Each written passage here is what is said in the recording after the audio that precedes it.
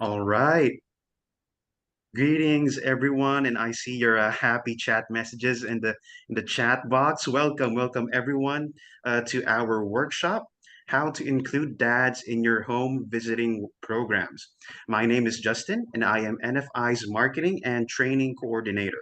Today, I have the pleasure of supporting this training with you and our speakers, National Fatherhood Initiative's Chief Partner Success Officer Eric Vesery and Program Success Director Antoine Johnson. Now, I know that we are excited to learn, but before we start, I'd like to take this moment to go over some logistics and some housekeeping rules for a smooth program for today. So we will be together today from now until 4:15 p.m. Eastern Time. For the best experience, we recommend that you close any unnecessary applications and ensuring that you have a stable internet connection. Please also ensure that your mic is on mute during this webinar when you are not asked to speak. This webinar is being recorded and will be made available to all participants within a few working days. If you have questions, please use the Q&A box found below your video. We will address as many questions as possible in that box during the webinar. If there are any unanswered questions, we will reply to you in an email after the webinar. Once our Q&A question is answered, it will also be available for other participants to view. There will also be a moment when we ask that you put your questions in the chat box. During that period of time, please feel free to put your questions in there. You can also use the chat function to share your thoughts and interact with other participants. That said, please refrain from using the Q&A box like the chat box. After the webinar, you will receive a brief survey. We ask that you please take a few moments to let us know your thoughts and your suggestions about the webinar. We highly value your feedback on this. So without further ado, let me introduce to you our speakers for today. Firstly, the Chief Partner Success Officer for NFI, Eric Vesery. He develops and nurtures partnerships with network-based entities that have relationships with groups of human service organizations to help them assess their father-friendliness and be more father-inclusive. Mr. Vesery also facilitates strategic planning meetings that culminate in action plans, provides trainings for NFI programs, and oversees the implementation of funded and non-funded projects. Mr. Vesery received a Master of Science in Organizational Leadership from Geneva College, Beaver Falls, Pennsylvania in 2006, a Bachelor of Arts degree in Communications from Robert Morris University, Moon Township, Pennsylvania in 1991, and an Associate's degree in Letters, Arts, and Sciences from Pennsylvania State University, Altoona, Pennsylvania in 1989. Next, we have Antoine Johnson, the Program Success Director for NFI. Antoine raises awareness among human service organizations of the system of complementary services and resources NFI offers and provides training and technical assistance to NFI partners. Antoine is an experienced human service professional with a passion for supporting father inclusion in human service organizations. He also has experience launching a grassroots fatherhood initiative. At NFI, he enjoys building relationships with practitioners and organization leaders to create a father-inclusive ecosystem where children and communities can thrive. Antoine received a Bachelor of Arts in Health and Human Services, concentrating in community and mental health from the University at Buffalo, New York, and an associate's degree in humanities and social sciences from Niagara County Community College in Sanborn, New York. He himself is a husband and a father of two young children.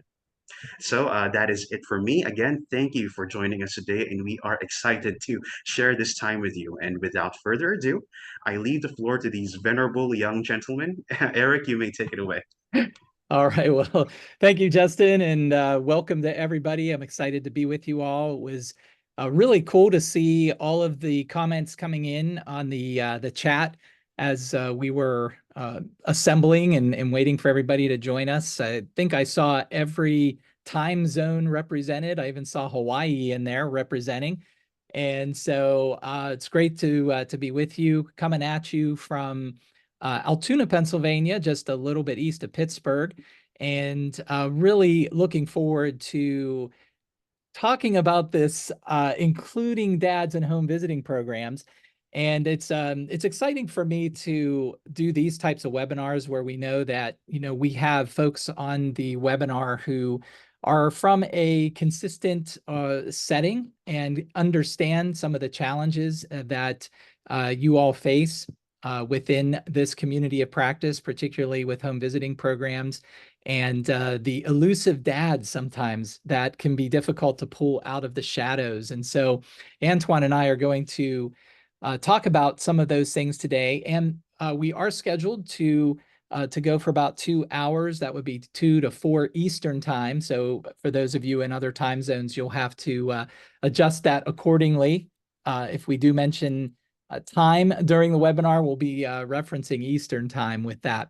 One of the other things that we will be doing to keep this as interactive as possible will be including some poll questions. We'll have videos in here. We'll have opportunities for you to drop some things into the chat.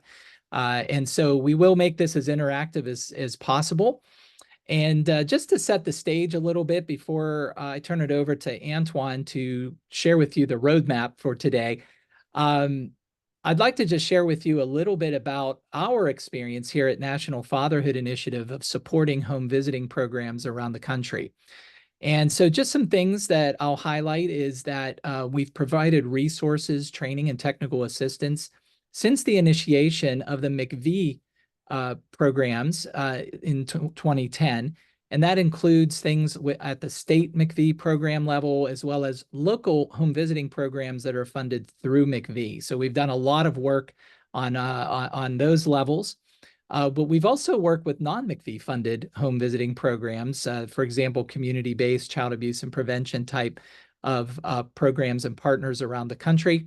And just some examples of some of our national and state level partners that we've worked on a deeper level with: the HV Impact National Family Support Network.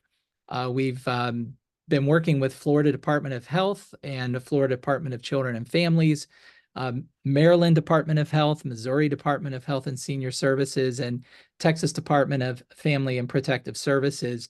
And so we've got a lot of experience working alongside of home visiting programs over the past decades.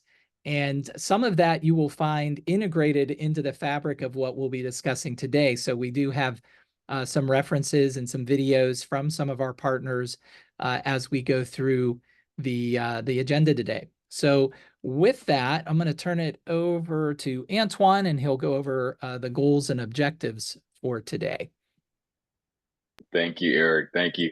I just want to start off by saying that it is really an honor and privilege to be here with you all virtually, coming at you from Buffalo, New York, and really excited to see the number of people on the call and those who registered, which were hundreds, right? Which tells me that this is a very important topic in terms of what you all need to know and are growing in terms of understanding how to support dads at home visiting programs and the health and human service field. So, anyways, our goals for today is to help you all in home visiting programs or organizations to turn the intention to include fathers into action. Right. And then the second thing that we want to do is be able to help provide simple, powerful framework for guiding the integration of father inclusion resources into your home visiting programs. Our objectives for today is going to be to learn why it's important to be intentional and proactive in including fathers or dads in your home visiting programs. Second, to identify home visiting program stage of father inclusion. Eric and I will be walking you through that. The third thing is that we're going to identify the benefits and the challenges of including fathers in your home visiting programs. And four, we're going to describe how home visiting programs have integrated father inclusion through some case studies and other things.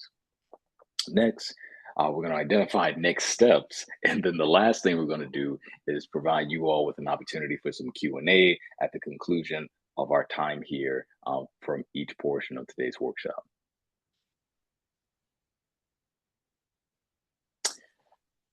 Here we are. So, a key message: fathers are irreplaceable and they're essential for child well being. Well, what does that mean, right? Other than what it says. really, I mean, for those of you who are here, Eric and I know that you care about this work around including fathers in your home visiting programs and other things that you all are doing across the country. And as we talk about fathers being irreplaceable, what we mean, or one of the things that we mean, is that it is important or essential that fathers understand how important and of a necessity they are, as it relates to child well-being.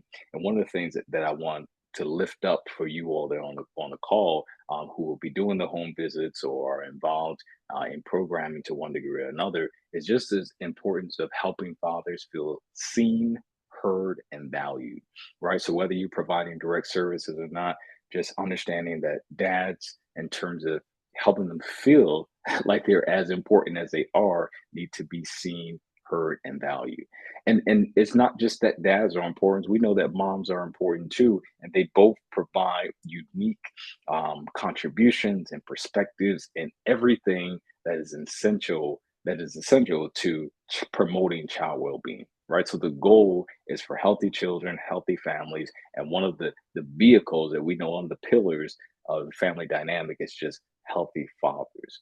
Right. And so we just wanted to express that importance. And this really just leads me into this other um, thing that Eric and I were just talking about yesterday, right? Just in terms of fathers feeling valued, there was a study done, a pops culture research study done. And one of the things that was highlighted in there was that 58% of all fathers in this study believed that they could be replaced by another man. Well, what does that mean? That means that those dads who subscribed to that thought pattern didn't see their value, in terms of being individually significant in the lives of their families. And so that, as um, much of a negative thing that might be, that also provides an opportunity for us as service providers, or more so you all as service providers who are boots on the ground doing the work day in and day out, to again help dads feel seen, heard, and valued as it relates to the unique contributions that they bring to the family dynamic. Great. Thanks, Antoine. And I think that's a great lead in to this idea. And you're going to hear us talk about these two words quite a bit throughout the course of today, and that is intentional and proactive. So why do you have to be intentional and proactive, particularly in home visiting programs, to include fathers in your home visits and other programs that you might offer? And I think it really starts with this idea that there are a lot of partners that we've worked with over the years who have had the intention or wanted to involve fathers in what they were doing, but they hadn't really moved into the proactive side of it yet. They intended to include fathers in their broader parenting programs, but hadn't really moved into some incremental next steps that really require that are required before dads are going to kind of bridge from wherever they are into your home visiting program. And so one of the reasons that you really need to be intentional and proactive is, frankly, the word parent itself is perceived by many men in much of society as something that's more maternal in nature. And you don't have to look far to see where maybe some of that perception has come from when you look at parenting curriculum, parenting websites, parenting magazines, parenting curriculum, whatever it may be, that there aren't typically things that would be overtly fatherhood in nature, or maybe male perspective. Topics like men's health, handling, expressing emotions, what it means to be a man.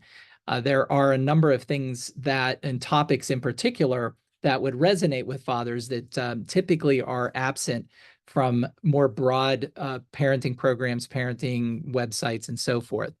And so really one of our goals, all of us collectively, should be to help dads understand when they do see that word parent, that they understand, hey, that's for me, right? And so before I start talking to anybody who is in or connected to family enrichment or human service organizations about being father friendly, I will start oftentimes with just asking them a simple question: how parentally balanced are your programs and services? And the initial response is usually, well, we have programs and services that we offer to parents, and dads are part of that. But my follow-up question is, so if I were to do a site visit and observe your programs and services, would I see approximately 50% moms and 50% dads? And that's usually when the light bulb goes on, and that most people will then recognize that, well, no, it's probably more like, 95% moms, 5% dads, or 90-10, or maybe 80-20 at the best. Um, and so it's at that point where I can begin to bridge into the whole talk about, father readiness, father friendliness, culture, things that they might need to do to be more proactive in engaging fathers and including fathers in their programs and services, so that there is more of a balanced representation, as close to 50% moms and 50% dads partaking as possible. And so parental balance is the assurance that all services, resources, and programs are inclusive, engaging, and relevant to those responsible for the welfare of children. And then to build off of this, I love formulas. I love ways that I can kind of wrap my mind around some of these complexities that you all are dealing with as well, which is, how do we get more of these dads involved in our home visit and in our home visiting programs? So this formula is P equals M plus L. P equals participation, M is motivation, and L is location. So participation equals motivation plus location. So what do I mean by that? Well, motivation has two elements to it. There's the part where fathers are motivated to be involved fathers, but there's also where your programs and services are motivated to help. And if we can increase those, and as Antoine had mentioned about the replaceability factor, where unfortunately there are a majority of fathers walking around thinking that they're nice but not necessary in their child's life, we need to do what we can to send those positive messages of, how important they are. And while motivation is an internal element to fathers, we can create environments and send messages that can really help them become more motivated to be the best dads that they can be. And then location also has two elements to it. It's related to fathers. Are they in places where they can access programming? But also, are they surrounded by people in their lives that support their role and encourage them in their role to be a good dad? And on the programming side, so, your home visiting services and programs that you offer, are they also in the right places? And, one example I think of a few years back when I was working with a Head Start program that was struggling to get dads to their fatherhood program, I recommended them taking a look at any community partners that they might be able to partner with, where they could maybe move their group-based program in order to make it easier for dads, and maybe, build the trust level of the dads that they would feel like that this was a place for them to go, that it was something more specifically for men and fathers. And so what they did was they created a partnership with their local YMCA, where there were already thousands of fathers crossing their threshold every day.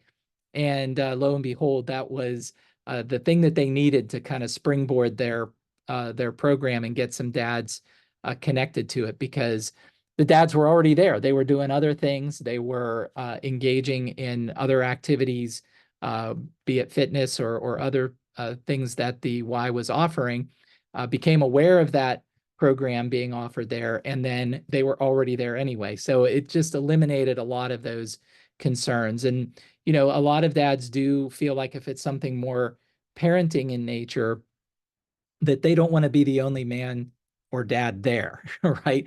And that may in and of itself be a hurdle that is very difficult for them to overcome.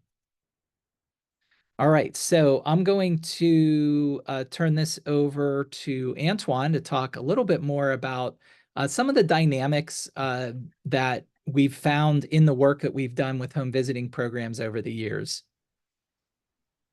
Yep. Thank you, Eric.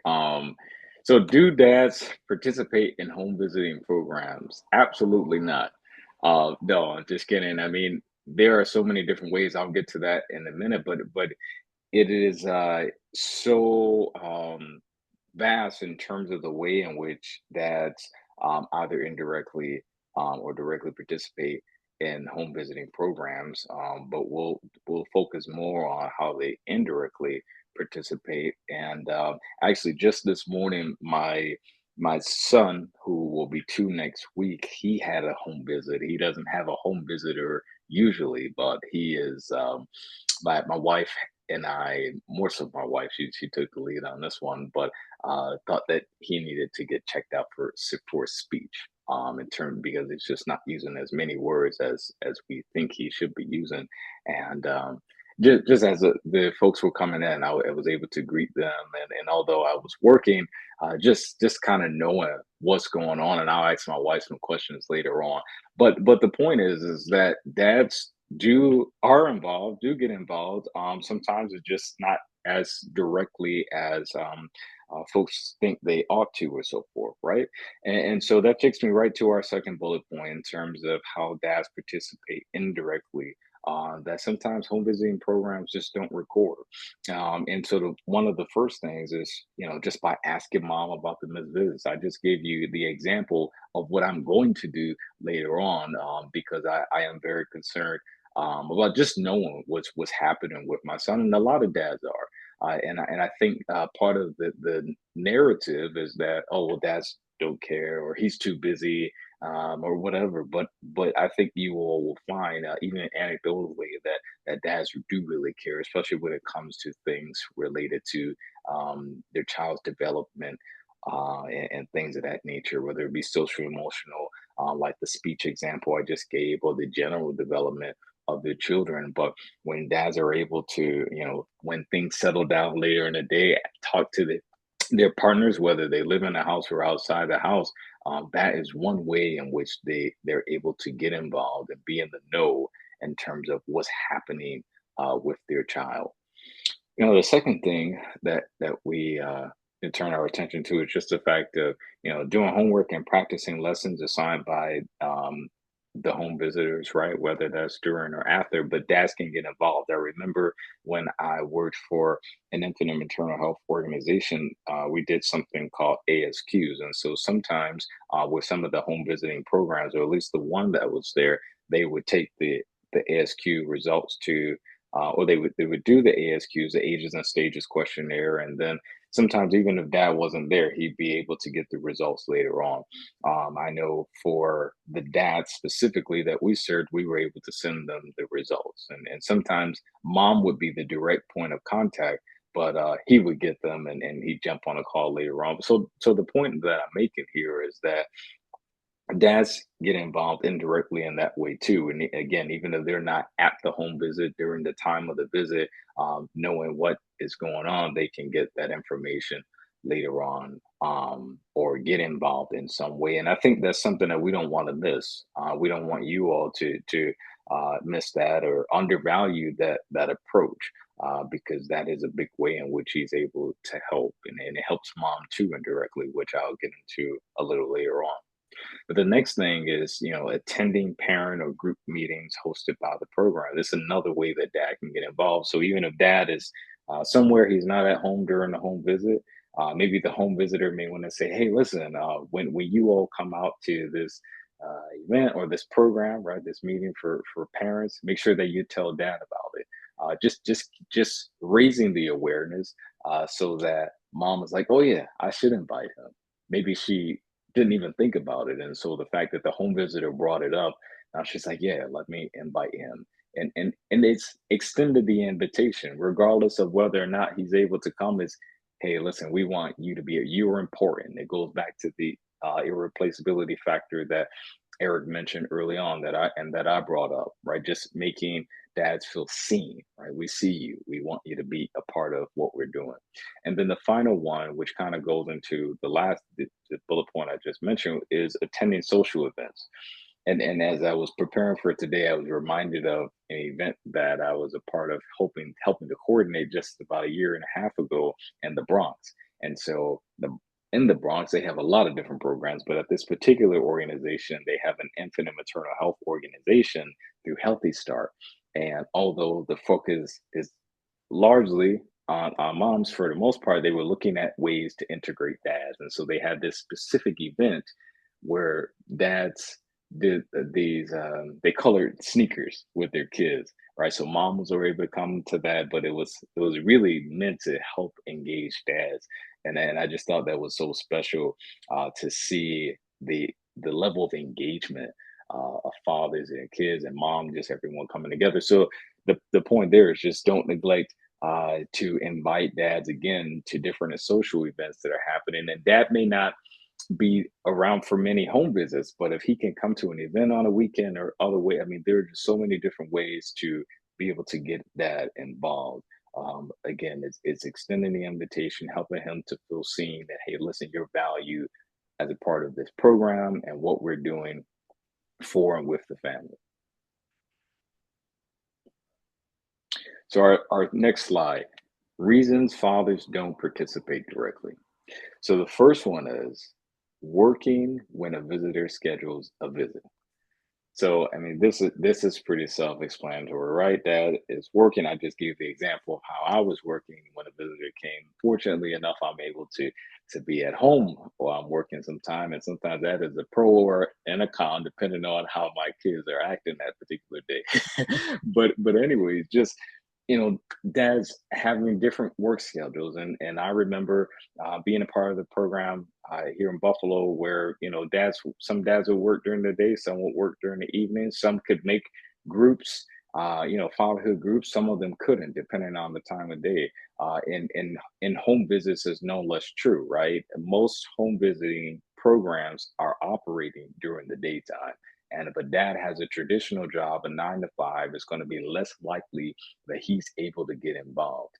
And so, in order to overcome that barrier, there are things that home visitors can do, but that is just one reason why some dads aren't able to get involved. But again, even in that, the worker can leave literature or things of that nature in order to help, dad feel seen, even if it's not visibly. The next bullet point is perception. The program is for moms only. And Eric talked about, how usually when we say the word parent, that it is typically perceived as mom, right? Even for me, I'll be very honest and transparent here and say that there are just times when my wife is doing things for our kids and, things of that nature. And I go to visits and I'm thinking whether or not, the practitioner or service provider actually sees me, right? Like, do they see me as a parent? I know mom is typically engaged, but I have that level of insecurity sometimes, because I've struggled with how dads are seen, how to be involved in the life of, my children, and how other dads are. So I think the point here is that we have to help dads to realize that I am just as important, or that he is just as important as moms, in terms of caring for the child's well-being and just adding value to the family, right? So the perception, and we just know that as society at large, there are many different narratives. So in order to help combat some of those narratives, home visitors have the opportunity and get to just really show dad how valuable he is, and impress that on the entire family. And then the next bullet point, no interest because it doesn't have information or resources specifically for fathers. And I'll tell you, even being a fatherhood practitioner, working with dads for several years, I've seen that even guys have issues recruiting dads. So sometimes there's this perception that, oh, because I'm not a dad, or I'm not a guy, that he's not going to listen to me, or he's not going to be interested. And that's a false narrative, because sometimes dads just are not interested. because they don't connect to resonate, right? For one reason or another. However, what we found is that dads have to be specifically called out, right? So if you do a home visit with mom, it is great if you have some literature that specifically speaks to dad, right? We want to engage with you. Again, it goes back to what I talked about in the beginning of making him feel seen. One of the ways that we help dads feel seen and valued is having things that specifically speak to dad, because there are things that will engage my wife that just doesn't resonate with me. And so understanding that dads need a different approach and need things that are specific to dads is super important. And we at NFI, we have a number of different things that are father specific, like our Pro Fathering 15, which offers different content around mental health and things to just become a more effective parent, right? We have many resources, and there's many resources across the world, right, that you can pull from. But again, the point here is that we just want to impress or emphasize on the importance of having father specific resources and material that you can use in order to engage that. So our next slide, the benefits of father inclusion. So as we get into this one, it is realizing the impact of home visiting programs, the impact that you all have in terms of contributing or adding value to both mom and dad, and what that does for the entire family, right? And so understanding this goes back to something that Eric mentioned earlier about the parental balance and the 50-50, right? Reflects a true whole family approach, right? We want to have a whole family approach and not just thinking, oh, we're just here from moms. One of that, I was just talking to a former colleague of mine the other day, and she's like, whenever I go to visit and I see dad around, even if I'm there for mom initially and I see him, I'm engaging him. Right. If she sees him on the couch playing video games, she might say, hey, how you doing? Come over here while we're doing this activity, right? Check out what we're doing. We want you to be involved. And so just simple things. I think sometimes it can feel or seem overcomplicated sometimes with everything that we have or we're talking about, but it can be that simple just to invite dad into the conversation. And in that, that is an example of having just this whole family approach where you're like, dad, we want you to be a part of this. The other thing that is important to know there, especially in terms of the benefits that it have to your home visiting programs, is realizing that when dad is involved, it actually helps to increase family retention.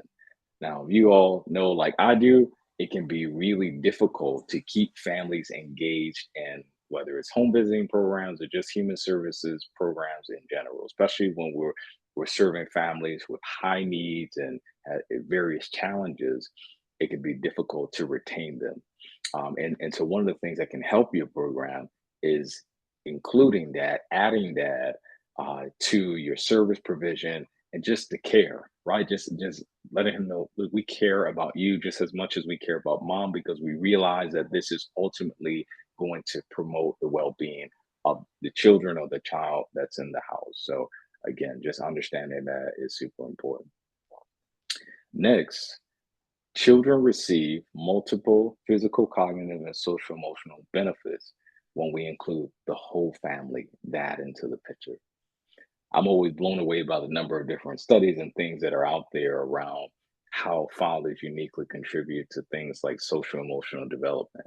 And so, one of the examples that I read in the research study showed that dads typically read different than moms. So, when I read to my children, I don't read word for word. Right? Like we'll look at the pictures, I'll make different sounds and noises and all these different things. Whereas typically my wife can be engaging, but she usually reads word for word. And in that way, the kids, they I think they love when my wife reads a little bit more than I do. But the different dynamics of the way in which we approach the same thing, right? Their literacy development and their language development, just different ways, but just understanding that it all contributes to their well-being. One of the things that me and my two kids recently have been doing, my daughter Isabel, my son Nathan, they're 4 and 1, and we wrestle, right? Like we'll wrestle, and they get such a kick out of it. And sometimes they'll come and try to wrestle me in the kitchen. I'm like, no, not now, right? Right. And so, but the point here is that when dads do that, studies show that it helps with their child's emotional regulation, right? Their ability to self-regulate. So when dad says, "Hey, we gotta, stop now," that helps them realize, oh, there's a time to play, there's a time to stop.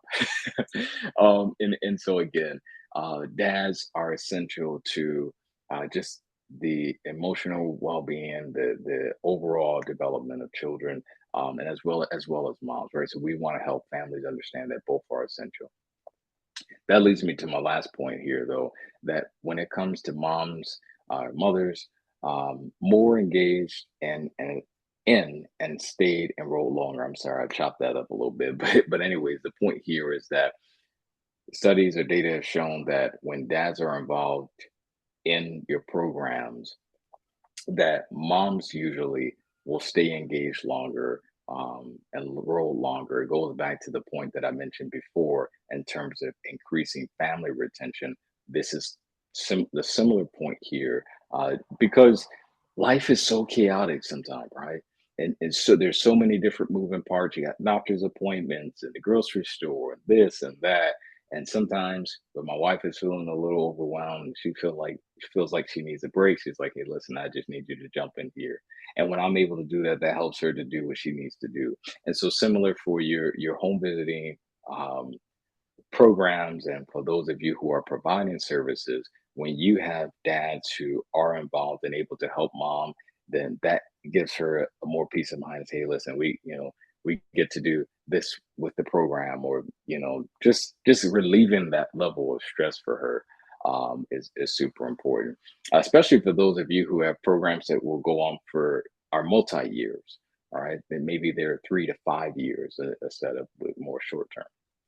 The second point, though, here is that multiple physical and mental health benefits. So you see this infographic here at the bottom, and it just shows the different levels of benefits to moms when dads are involved in home visiting programs. And because I worked within an infant and maternal health organization, prior to being here with NFI, I have learned so much about how dads contribute to the health and well-being of mom. And so one of the things that I thought was interesting is that when dads are involved prenatally, moms are more likely to breastfeed. When dads are involved afterward, it increases the likelihood that moms will have baby blues, or other forms of depression or stress. Right? Just understanding that you when dad is involved, your the work that you do is easier. I'll just put it that way, right? The work that you all are doing day in and day out is that much more easier when you're able to include him and your service provision.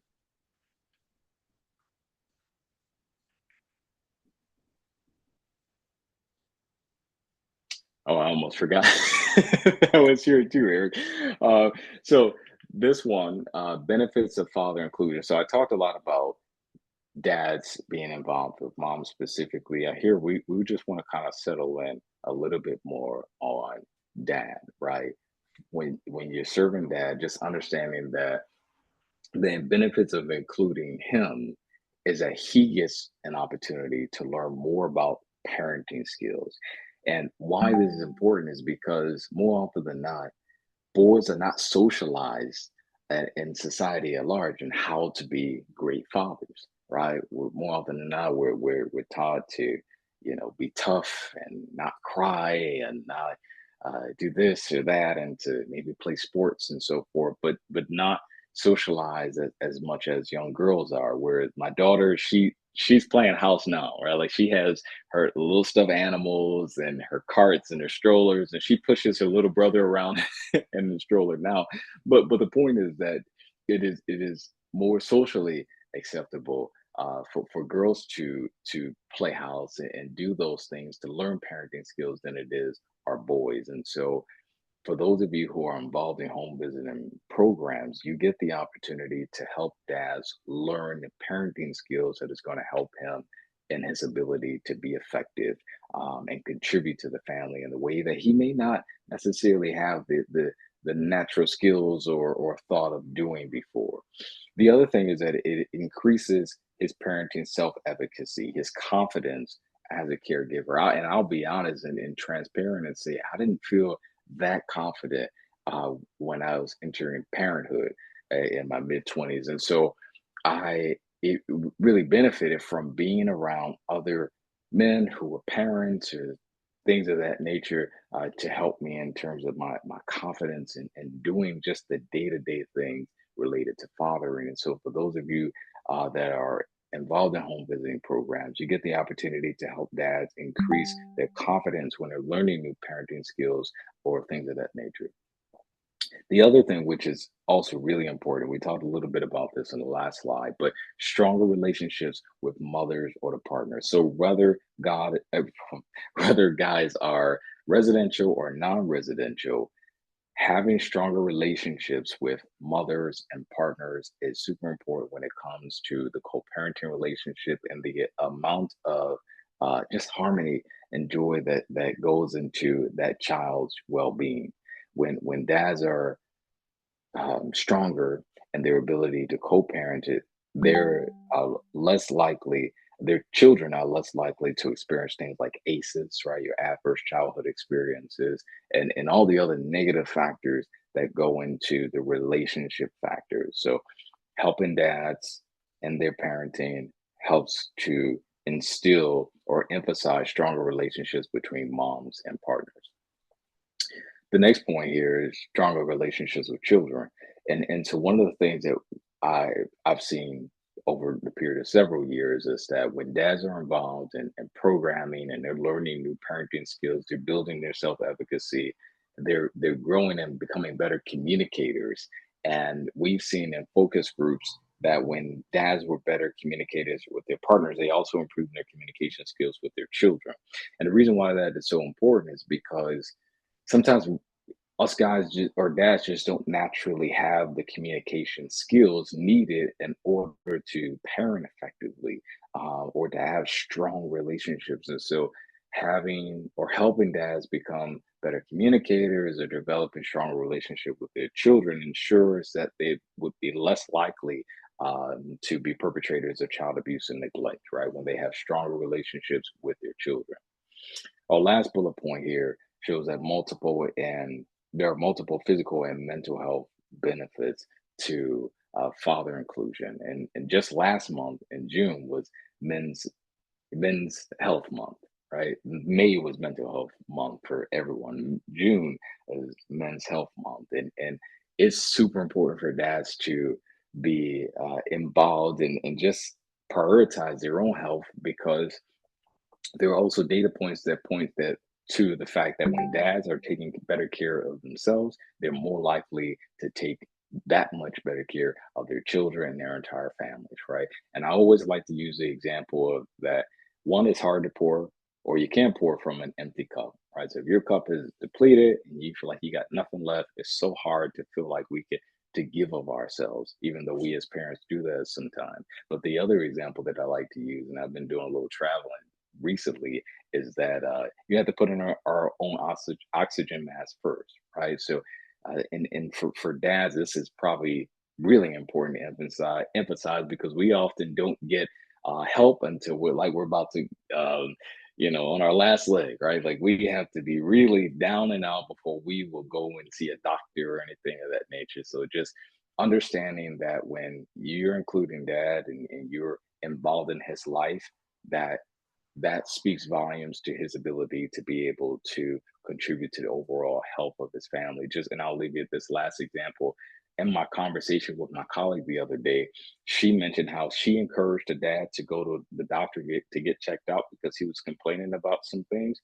And when he went, and he hadn't been for years until she mentioned it, he actually found out that he had a form of cancer. I forget exactly what it was, but he was so appreciative of her encouraging him to go. And now he's regularly getting checked up. But had she not encouraged him to go, he would have never found out that he was in the shape or condition that he was in. And so having a home visitor, someone in the life of the family who really cares and is encouraging that family can really go a long way.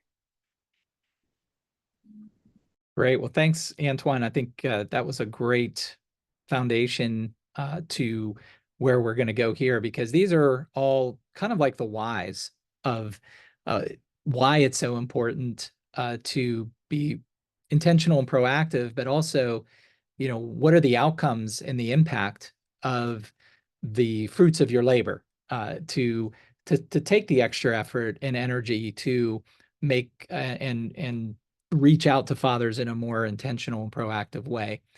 And so we are curious about you all. And so just our first poll question is, do you represent a home visiting program? And that can be in any capacity, whether it's an employee or volunteer. And so Justin has just launched that poll question. You can just answer yes or no.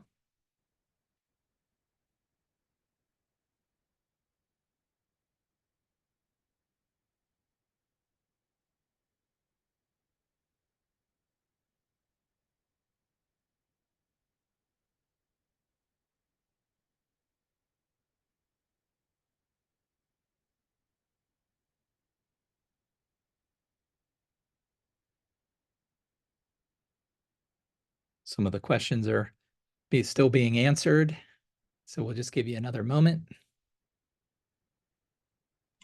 We have an overwhelmingly amount of yeses here in the chat. Well, that's that's a good thing.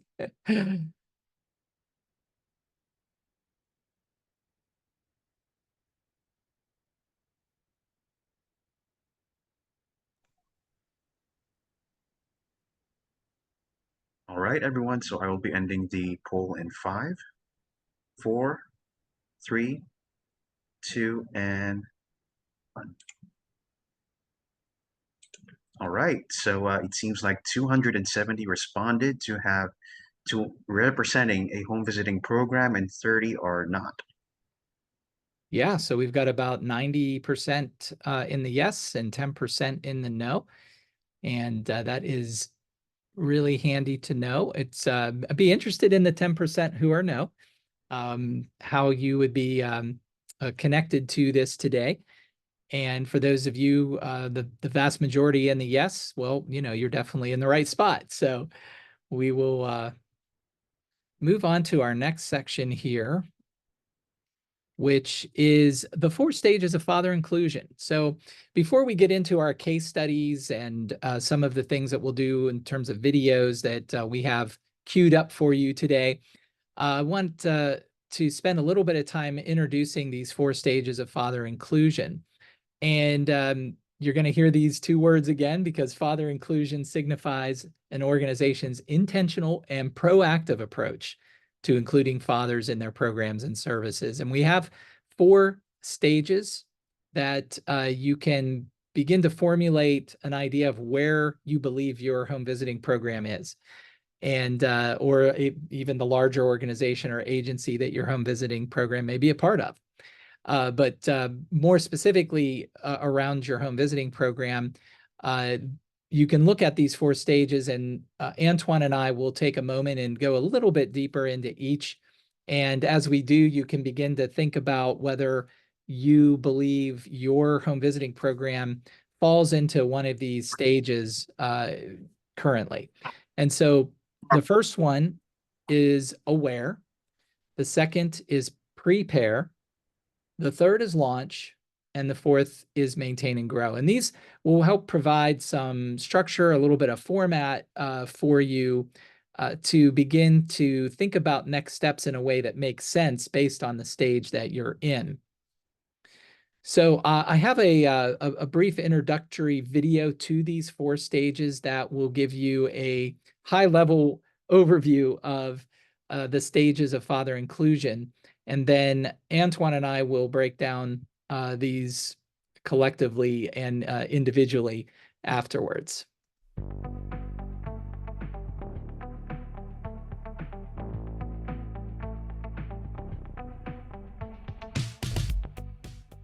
Greetings. Not sure where to begin with your father inclusion efforts? Well, I'm here to help. My name is Christopher Brown, President of National Fatherhood Initiative. Welcome to this introduction on the Stages of Father Inclusion video series. In this series, you'll learn about the stages and actions you can take to help your organization become more father inclusive.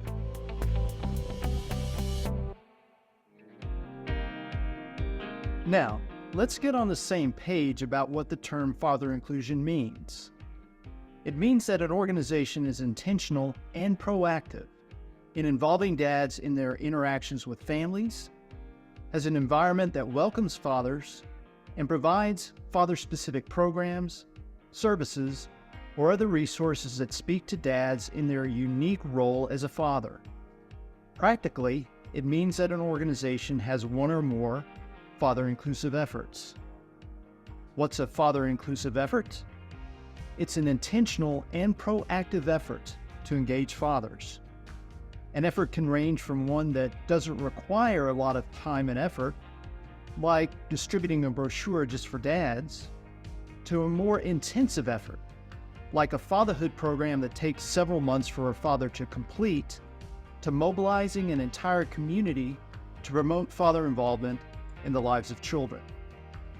Our mission at National Fatherhood Initiative is to build the capacity of organizations like yours to implement father-inclusive efforts. In our more than 2 decades of work in helping organizations do that, we've identified 4 distinct stages of father inclusion that organizations move through on their journey to engage fathers successfully. We call them aware, prepare, launch, and maintain and grow.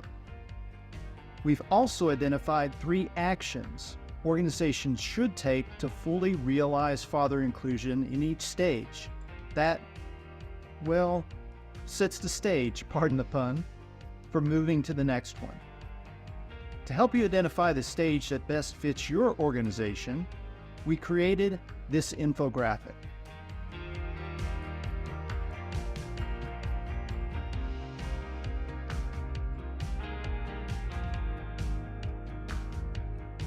The first stage is aware.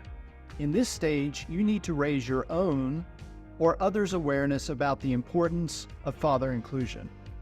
But you're not ready to build organizational and staff capacity to be father inclusive. You need staff at all levels to buy into engaging fathers before you start building that capacity. The second stage is prepare. In this stage, you and your fellow staff understand and have bought into the importance of father inclusion, but you're not ready to launch a father-inclusive effort. You need to identify an effort and build organizational and staff capacity to intentionally and proactively engage fathers. The third stage is launch. In this stage, you've identified a father-inclusive effort and have a plan to launch it. If it's a simple effort, like distributing brochures or other print materials that doesn't require much funding or staff time, you're ready to launch it.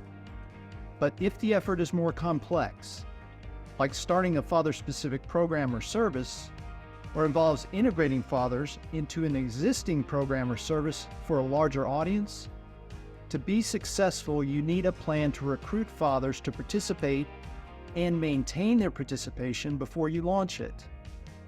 After you put that plan in motion, you're ready for launch. The fourth stage is maintain and grow. In this stage, you've launched a father-inclusive effort. You're ready to maintain it and grow its impact. Okay, now that you've learned about the stages, what do you think? Were you able to identify the stage that best fits your organization? If not, no worries. You can take some time to review the infographic further, and the rest of the videos in this series will help. So, what's next?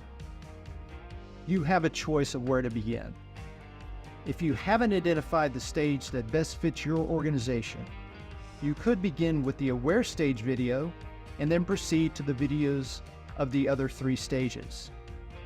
Or, if you've identified the stage that best fits your organization, you could watch that corresponding video followed by the remaining stage videos.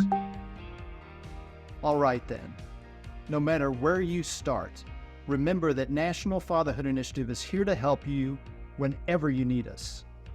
Email us at info@fatherhood.org or call us at 301 948 0599. We look forward to partnering with you in serving dads.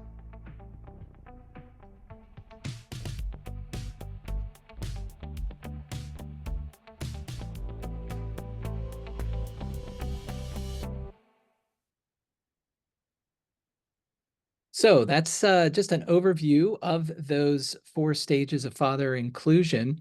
And based on what you saw there, our next poll question relates to which stage of father inclusion you believe your home visiting program is currently in. So, Justin, if you want to launch that second poll question, and you all will have the opportunity to select whether you believe you're in the aware stage, the prepare stage, maybe you're in the launch stage already, or maintain and grow.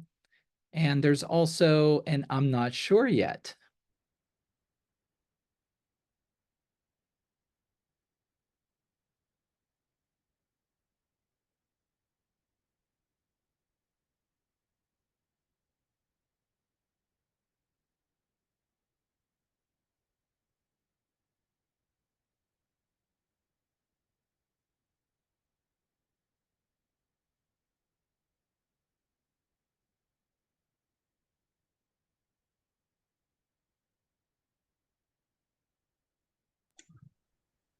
All right, let's wait for a few more minutes.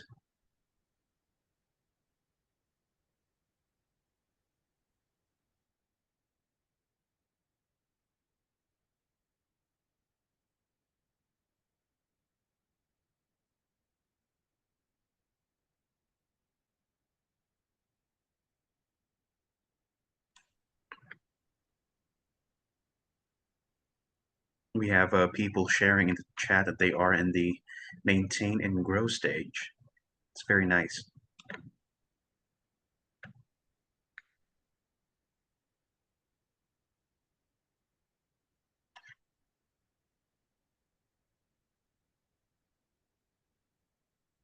All right, so I will be ending the poll in 5, 4, 3, 2, 1.5, 1/4,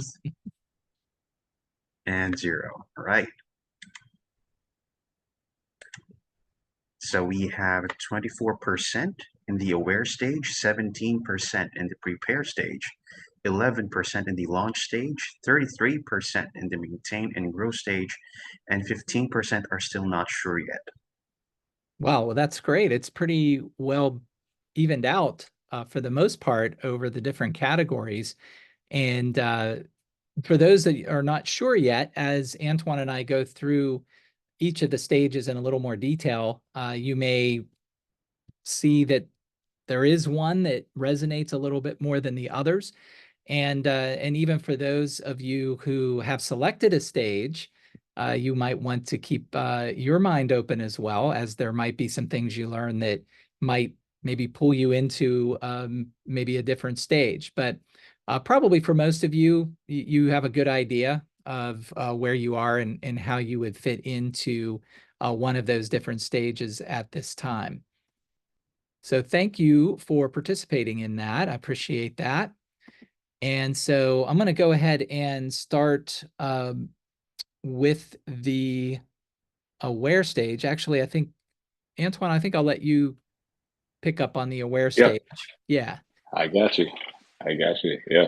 So for the aware stage, thought the video was really great, in terms of just bringing to life what this means.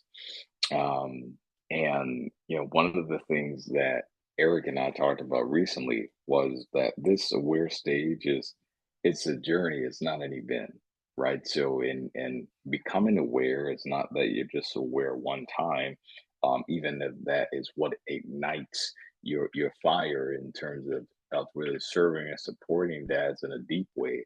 But it's like right, you're increasing your awareness once you get to that starting point. And so uh, the first bullet points talks about the need to raise your own awareness and other awareness about father inclusion. And so it kind of reminds me of one of my favorite books that talks about, you know, pulling the mold out of your own eye before you try to pull it out of someone else's eye, right? Something to that effect. And so before we can preach to others about the importance of raising the awareness of fathers and including fathers, we have to be willing to assess our own mindsets and knowledge and our ability to be able to do that and then increase the awareness of others. Now, I've spent several years here in Buffalo at an organization that has historically focused on moms and babies doing through their work in infant promoting infant and maternal health. But in raising awareness of fathers was something that was important and to them. And so once they started to do it internally, then it went throughout the community, right? Raising awareness across the entire community so that other people could understand. And so the importance of promoting father involvement, right? Father inclusion. But this next bullet point talks about three actions, right? Three actions around awareness. So the first one is raising your awareness, right? I already talked about that. One of the quotes that I love that my one of my colleagues share is that once you are aware, you're accountable, right? It's kind of like once you know about something, it's like you have a responsibility to one degree or another to be able to take action. And for those of you who are here, I know that you care about father inclusion. Otherwise, you probably would be doing something better with your time. As I know many of you are busy doing so many different things, but you're here, which means that this is important to you. And so you're raising your awareness just by being here. For those of you who haven't really gotten too deep, but over 30% of you said that you are in this maintain and grow phase, which Eric will talk about, which means that you've already gotten to the awareness and you've gone deeper. But then the other point is that again, we want to raise other people's awareness, right? So once we've gotten started, we're increasing our awareness, we're growing in this journey. Now we're raising other people's awareness. And for those of you just starting out and you're like, okay, now I'm aware, what do I do next before I get to the next stage? Sometimes it's not all about what you can do, right? But how you can begin to rally or organize other folks together to help have a shared vision, right, around what you're wanting to do in your home visiting program. And so raising other people's awareness can have so many benefits, right? I don't even want to get started on talking about uh, funding and things of that nature, but that's one of the things that comes into play when we're talking about raising awareness, right? People investing, whether it's their time, their resources, what have you, in terms in light of the work that you're doing because you've made it important to them because it's important to you, right? And then the third point here, in terms of the three action, is going deeper. So going deeper to raise the awareness in yourself and others. So I've already talked about the fact that this is not an event, but it's a journey. And so the going deeper is the journey in terms of increasing your awareness. So even myself, at NFI, right, the National Fatherhood Initiative, I'm having to constantly think of ways to increase my awareness of things that are going on and the things that are important to you all here, right? And then dads within our community at large or our nation at large. The last point in terms of the stage of resource page, fatherhood.org / aware. If you go to that, it'll take you to a page where we'll give you more resources from us at NFI to talk about this aware stage and how you can deepen your knowledge. Oh, there it is. Appreciate that, Eric. So it is here on this page right here where you'll see some resources that are available to you in terms of your increasing your awareness. And I remember years before coming to NFI, I was able to share repeatedly the infographic that talks about the social ills that come with there not being a father in the household, right? So, I remember sharing, when dads are not involved, there's moms are two times more likely to experience infant mortality, right?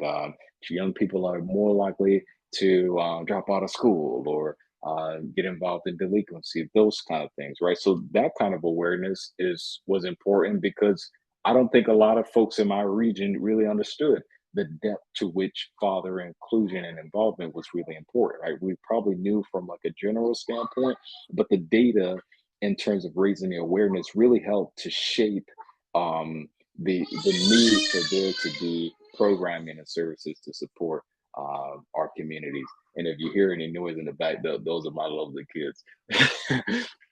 But anyways, again, this stage of awareness is where we want to start in terms of providing you with a framework for those of you who may not be um, as deep into serving fathers.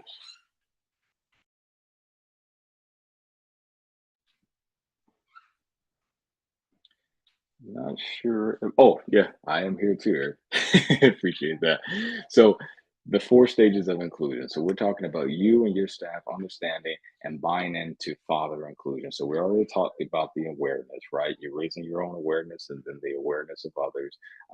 But then if you're well, there are, as they would say, levels to this, right? Where you may not be fully ready to start serving fathers, and so there are things that you need to do after you become aware.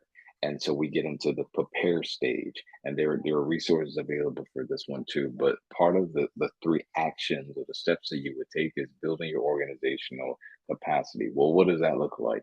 That means increasing your knowledge, right? You have the awareness, but now you're increasing your knowledge of maybe some key staff members that you really want to be involved in growing your workout around father inclusion. That may not be everyone in your organization, but it may be a couple of people who really are passionate about doing this work, and maybe you provide them with opportunities for training and development in order to build your organization's capacity until you have more folks that are bought into the work and are able to do things at different levels.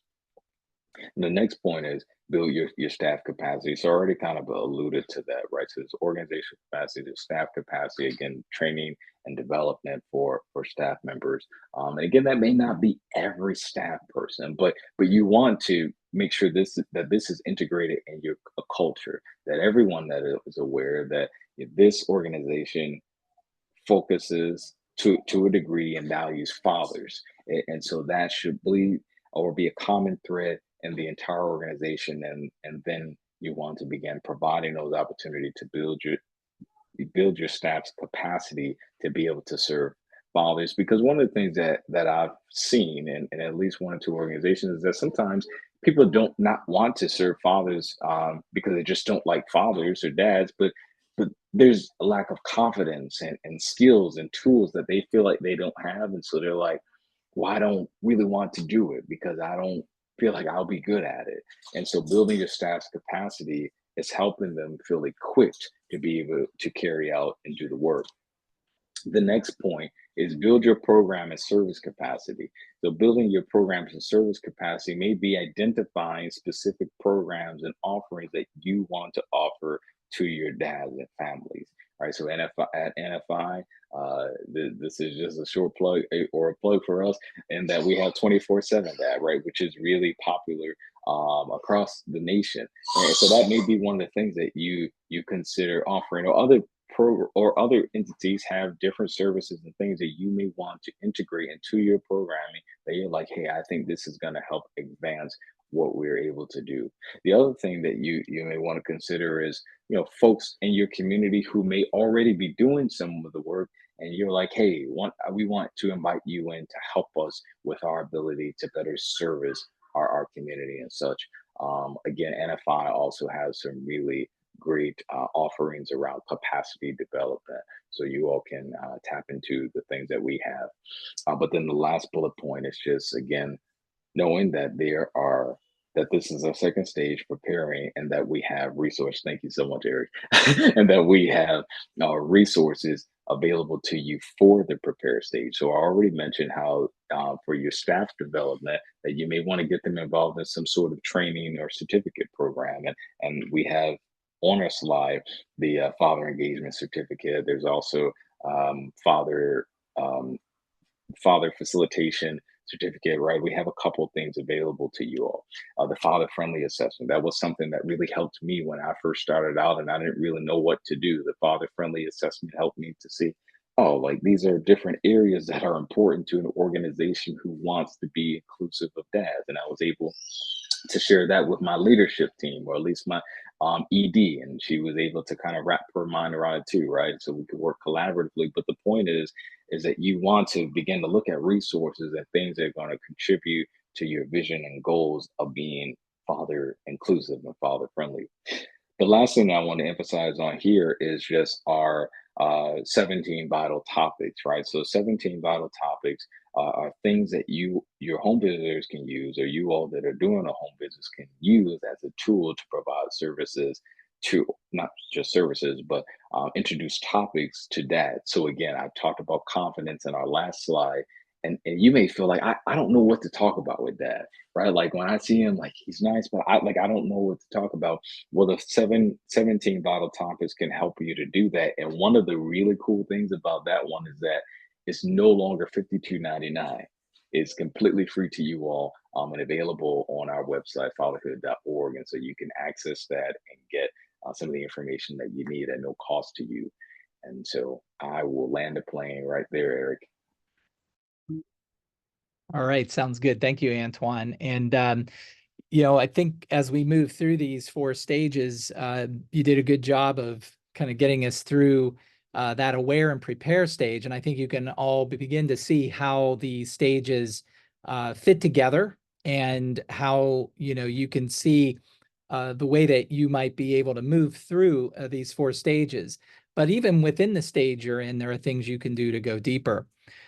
So when we get into the 3rd stage of father inclusion, this is when you do have a father inclusive effort and a plan to launch it.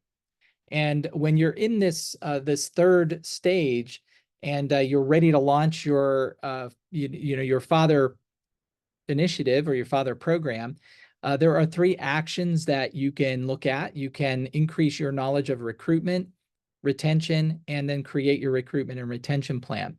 Now, I should mention that these actions relate to a program or next steps that would involve something more involved than just resource distribution.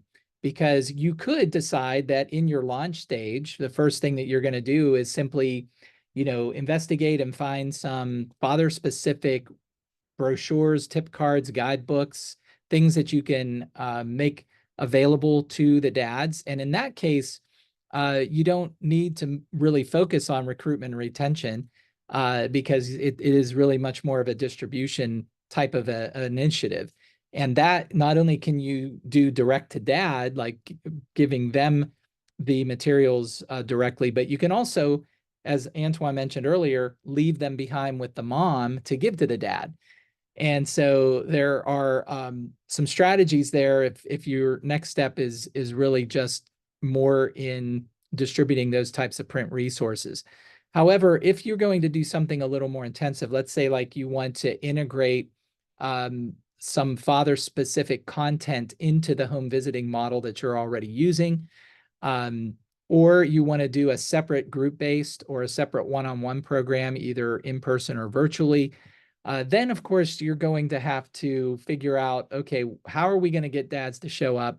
And if they show up, how do we get them to keep coming back? And, I often liken father inclusion to trying to herd cat. It's a lot like that, trying to round up, cat that are, tricky to round up. And so it is important. These are really the most critical issues and pain points that you're going to face whenever you are implementing your fatherhood program. And for those of you who are already in the launch or maintain and grow stage, I'm sure you have strategies that you have developed over the years that have enabled you to do that. And I will talk about some things that we've learned at NFI from our partners and things that's worked for them in recruitment and retention. And I have some videos as well. So we'll be breaking things up a little bit in this last half that we are now embarking on. Now, similar to the other resource pages on Aware and Prepare. We also have a resource page dedicated to the launch stage.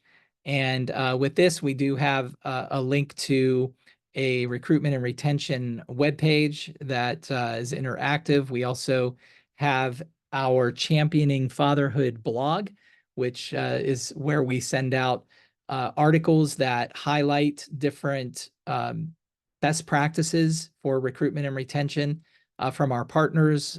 We also will write articles just based again on our interactions with other folks who have had success. And some of those are home visiting programs. And so that is a great way to inform your launch and the stage, and also to continue to find new ways to enhance your recruitment and retention. We also have a recruitment and retention certificate in our Learning Academy. And again, that's something you can learn more about on our website. So just to cover a few recruitment tactics that I would say have been beneficial and impactful for our partners over the years. There's some that are a little broader in nature, and then I have some that are more specific, but commitment from the leadership of the organization is critical. And I think that the fact that you all are here today says a lot about the leadership of your organization, that you're here learning to be intentional and proactive. Another recruitment tactic is building strong referral networks. So you don't have to do everything, but if you're in a home visit and you are interacting with a dad and something comes out within that conversation that, you know, he's struggling with something, to have a strong referral network in place for whether it might be counseling or therapy, or maybe it's dealing with substance abuse, or maybe it's navigating something with the legal system, or it could be any number of things, but you don't need to be everything to every dad, but you should have some referral network in place that you can send that dad to if something would reveal itself. Willingness to try creative and innovative tactics and measuring their effectiveness. I'm thinking in particular of one of our partners in Central Texas that had partnered with their local pizza place and asked the manager if they were to print out flyers on their fatherhood program, would the pizza place tape those flyers to the top of the pizza boxes when they delivered them? And they said yes, and they got 50 to 60% of the dads in their fatherhood groups referenced these pizza box flyers. So, you know, when we say innovative, I mean, sometimes it's really just thinking not only outside the box, but on top of the box in this case. So that's my dad joke for the day. But you want to think about developing a marketing plan for the long haul. And I see some of you are chuckling there. That's good, good to see. But you know, thinking more formally about how you want to raise awareness with regards to your fatherhood program. Now, whether that is just something you're integrating into your home visits, you want to make that known as much as if you're offering a separate group-based program for dads outside of the home visit. But it is something that you want to really sit down and reflect on and work with folks there on your staff, and to get feedback from dads as well on what would catch their attention. You know, offering incentives is something that can be very effective, but the caveat to that is knowing what type of incentives to provide to dads for participation in either the home visit or other programs and services that you offer connected to your home visiting program. And we've had some partners that actually give dads like a short menu of options that they can select from. Other programs will get feedback from dads to find out, you know, what would really communicate value to you, or maybe address a need.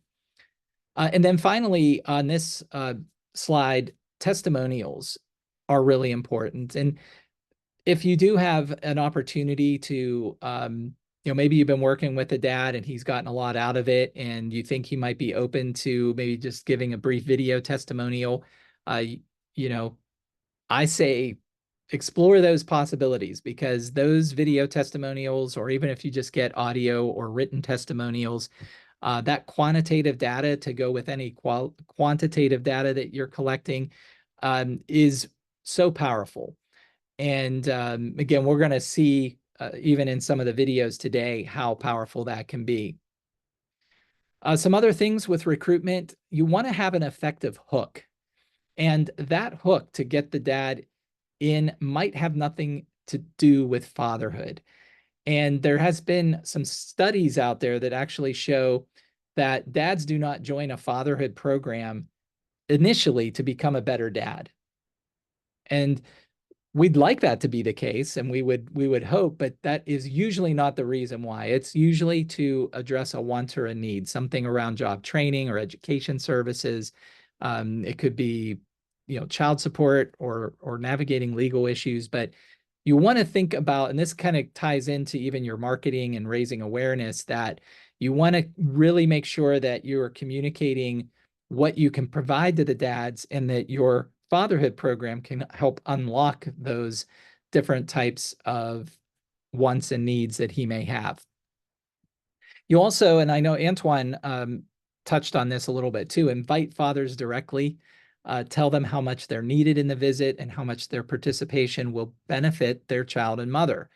And that's something that we've heard more frequently than you might think, is that they just haven't even thought to formally invite the dads. And then they're surprised at, when they do, how many dads actually do take them up on that. Finding times that are convenient for fathers is really important. And I know that some of our home visiting partners have allowed their staff to do flex time to meet with dads in the evenings. And I know sometimes there might be safety concerns for home visitors, so they sometimes will pair them up and try to do things to address these times that are convenient for fathers in a variety of different ways. And then identifying potential barriers to participation and ways to overcome them. And that does require some kind of a feedback loop, usually between you and the dads, or even the moms, to ask them if they could share a little bit more about why dad is not able to make it to the visits. Okay, so this is a video on some dads speaking about how they got involved in their fatherhood program. Make it more accessible. I think it just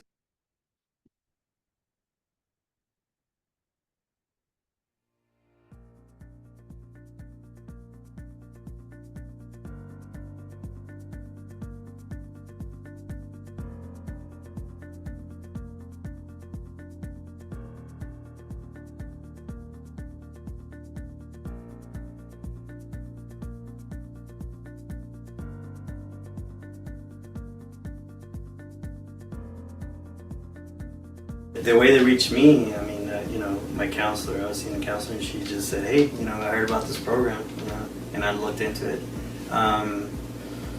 Just advertise. I think we need to just announce it, advertise it, make it more accessible. I think it's needed. It needs to grow. It needs to be known.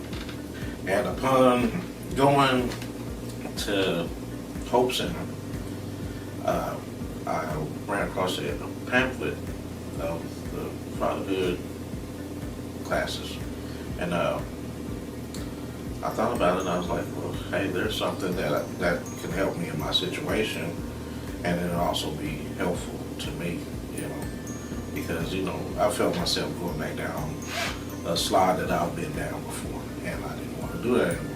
I chose to come to this program. Well, I kind of ran into Steve, actually. I was in a transitional phase, I guess you could say. I mean, I don't know if you really want to know exactly, but I'd kind of run into him at a job fair. He's like, he shakes my hand and he goes, he because I really, really want you to come. And that was the only thing that I got out of the whole day was his positive attitude and warmth that he had. I looked him up on Google, and I found him on the Texas Workforce website. And I contacted them, met up with one of the mentor navigators, and they set me up, got me the whole process, paperwork, everything. Well, a friend of mine, we attend a church, and he brought up the program that he told all the group of men if we were interested in wanting to join a program about being a better father, grandparent, a friend. And I was very interested, and I jumped in right away, just as like the rest of the gentlemen did as well too. They invited me to come to the meetings they were having at the Carroll Peak Elementary of Rosedale. I went. I was really skeptical. I didn't really know what I was getting myself into, but I knew it was going to be a positive environment. It was going to, the way they told me, I was going to better myself. So when I went, I got to hear people's stories. I gave a little bit of my testimony. It was something new for me, a different outlet. This program is very excellent. I mean, I've already recommended it to about 4 other people, and you know, they're getting to it. I explain it to them. I show them my book, what we talk about, and where do I sign up, where do I go, and I give them the card.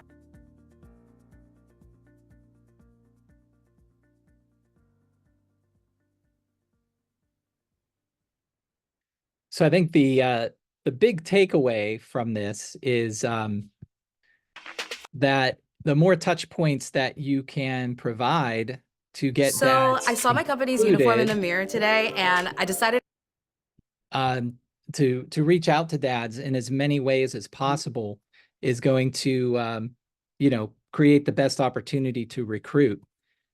And you can see that some of them were by word of mouth, some of them were through websites, some of them were through their counselors or other people that were connected, some were just through their own peer network. But the more that you can create, the more buzz, the more awareness that you can create, the better chance you're going to have, and the more sustainable it is going to be. So that's one thing, getting dads to show up. I mean, whether it's in the home visits or it's, again, a separate group-based program that you may offer or other types of events. It's one thing to get dads to show up, but how do you keep them coming back?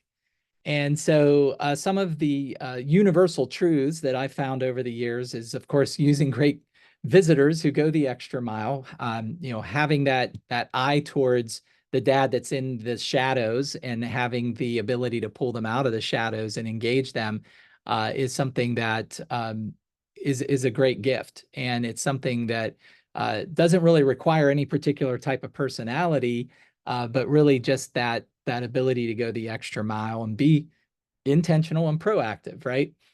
Using strength-based approach that builds fathers' parenting competencies, helping them to understand there's a lot of things that they bring to the parenting process. Training staff on gender communication, and that's something that I've heard from partners who use, they call them fatherhood advocates, that they pair up with their parent educators in the home visiting opportunities that they have. And the parent education specialist will often say that the male father advocate will talk in ways that they would just never have thought to engage the father. And so, while some of that is, of course, maybe easier because he's a man, but there's also other parts even for women that can understand ways to better communicate in those situations. Balancing fun and the seriousness of parenting and fatherhood is another great retention tip. Getting fathers' feedback. So I've mentioned that in some of the recruitment tips, how important it is to have a feedback loop. Well, that's equally important in retention, if not more so, because you do have a dad or multiple dads involved, you can get immediate feedback and then, make changes where possible to make sure that they feel like their views are being heard and that they're seeing some of those changes as a result.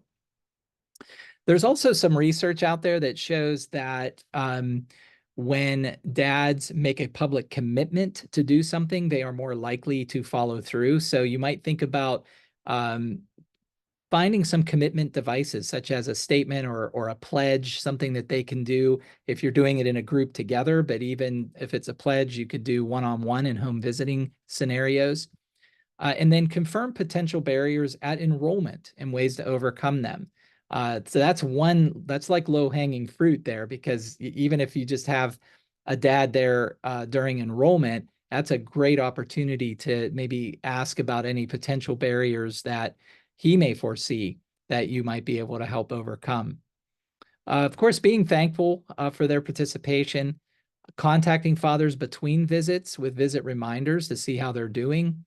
Again, offering group-based programs or events outside of the home visits.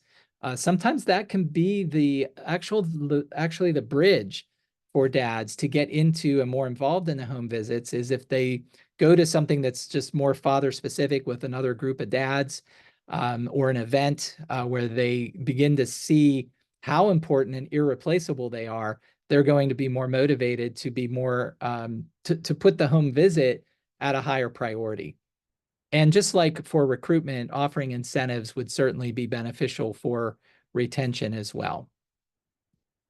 So let's hear from some fathers related to retention as it relates to one of the other partner agencies that we're working with.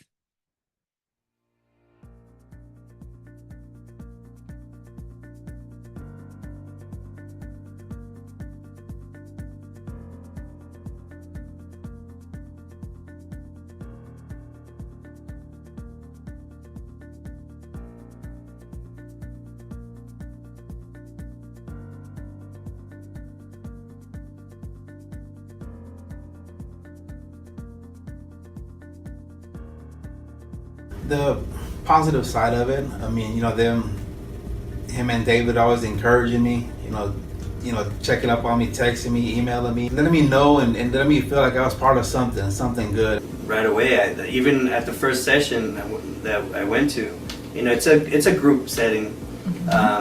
So a bunch of men talking about their daily lives and what it's like to be a father and how to deal with spouses or ex-spouses. It's just men getting together and just talking. There's never been anything I've been a part of that's like this, and people are drawn to it. I guess we're drawn to it because we've never really had this before. So when I went, I got to hear people's stories. I give a little bit of my testimony. I don't know, it was something new for me, a different outlet, because the environment, the way I grew up, it wasn't the best, but I felt like it was something that I needed to do, not only for me, but for my children. The lessons, I like to learn, from advice, because I grew up without my dad. He passed away when I was 8. So for me, reading, learning from others, because I didn't have my dad figure since I was 8 years old. So yeah, it's helping me. So it made me feel not alone in this world, with going through these issues and problems. It's like more of a support. It's not just going in there, and it's about being a better person, a better father, and everybody talking about, everybody has a different story, but you get so much from other people, and you have their support. There's so much encouragement with the other fathers too, that hearing their stories and knowing that you're not alone. There's people going through different things, and there's people that are going through worse things than you are. So the material that they give us, it's helped me out. Through my life, not only with my kids, but with my wife. I can go back and look at, throughout my week or my days that I'm not there, and it helps me also just to keep my mind focused on what I'm there for, and just to help me be a better father. I've learned so much, and just networking through these guys that are struggling, I got a job opportunity that has absolutely changed my life. I think I like the approach that the instructor gave. The instructor was very not like being talked down to, or this is what you need to do to be a good parent. It was more like an open dialogue. Like everybody came from different backgrounds. Some are trying to be better fathers, some are having issues or getting a divorce, or, you know, and there's different levels of support where maybe I've already been through that. You learn from other people's experiences. As one person's talking, as soon as he finishes talking, someone else will jump in.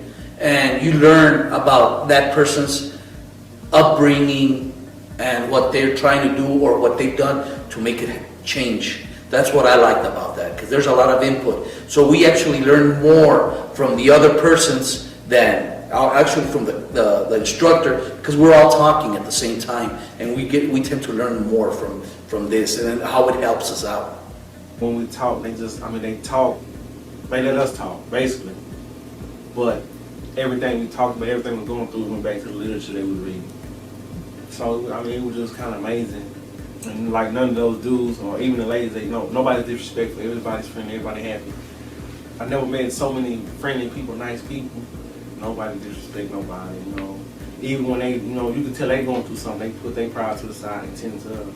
I think that if I can help other people, and I can be there and help them in any way that I possibly can, the way that Steve's helped me in this group. It's not just Steve, it's Reggie, it's all the guys that come in there are committed to this thing, and it's real. It's not, you know what I'm saying? It's not like a fake commitment. It's, or I'm doing this because I have to. These guys are passionate about it. You're not forced to come to this program. All these guys are coming because they want to be there.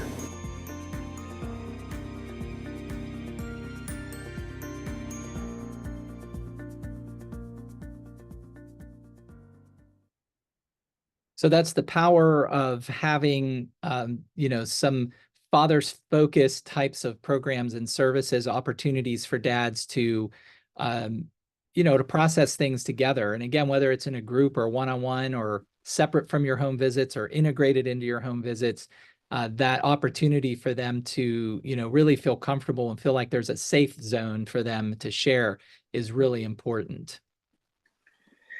Eric, I wanted to jump in on that and the retention piece, excuse me, and you know share you know this really powerful statement that I heard in regards to just providing service, and it is that people go where they're welcomed and stay where they feel valued. And I think, and you know, for those of you who are looking to provide services, or maybe you already are, you know, creating a welcoming, father-friendly environment is one thing, but then the other part of that is helping them to feel valued. And one of the things that I got out of that video was just how much the guys really felt seen and valued within the program, and for those who facilitated the groups with them. And so I think that's just one other thing to add to your tool belt as you continue to think about ways to retain guys, and helping them to feel seen and valued as they're going through your program. Yeah, absolutely. Yeah, that's a great point. The more that you can do to, you know, send those messages in whatever way you can. And of course, even just offering things or calling them out specifically, letting them know that they're valued is going to go a long way. So I want to just give you an opportunity to just reflect for a moment on, you know, which of the recruitment and retention tactics was most helpful and why. And as you think about it, and I'm going to go ahead and move on just in the interest of time, but if you want to drop something in the chat function, feel free to do that. We'll keep an eye on those as they come in. And if we have some time at the end, we can, you know, certainly talk about some of those tactics as well as any other questions or comments that you might have. So the final stage, because we're still in the 4 stages of father inclusion, all that recruitment and retention was really part of the launch stage. But once you've launched a father inclusive effort, now you can move into maintain and grow. And there are 3 actions that you can take in this stage, which would be to acquire funding from multiple sources. And it's important to diversify that funding as much as possible, of course, so that, you know, if one pot of funds goes away, that you're still able to maintain the fatherhood program.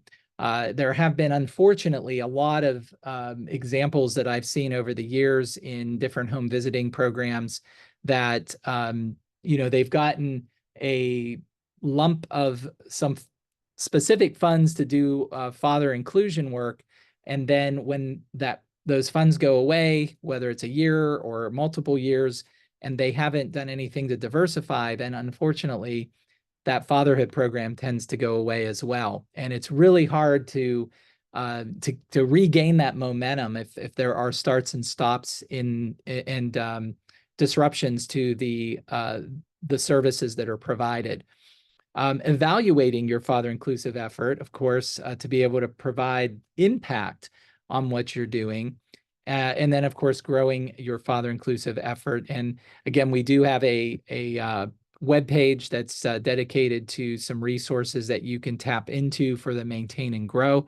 Some free webinars. Again, our blog, Championing Fatherhood, is a great resource, as well as some surveys and evaluations that can be used across different types of fatherhood programs.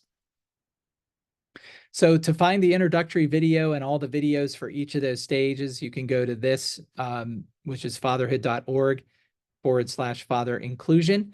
And you'll find the intro video and then all of the other videos that you can click on. And at the conclusion of the videos, you'll see all of the resource pages. So we have our third poll question, which is, can you cycle back to an earlier stage? So Justin, you can go ahead and launch that particular poll question and see what folks think. Do you think that you can cycle back to an earlier stage, or do you think that it's really more just a linear type of approach where you would go from aware to prepare to launch to maintain and grow?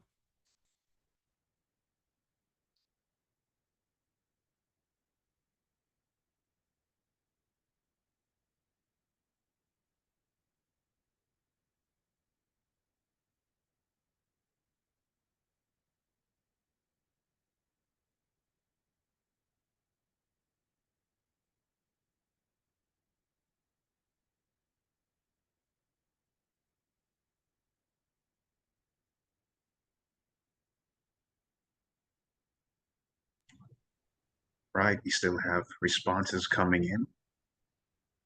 So let's wait for a few moments.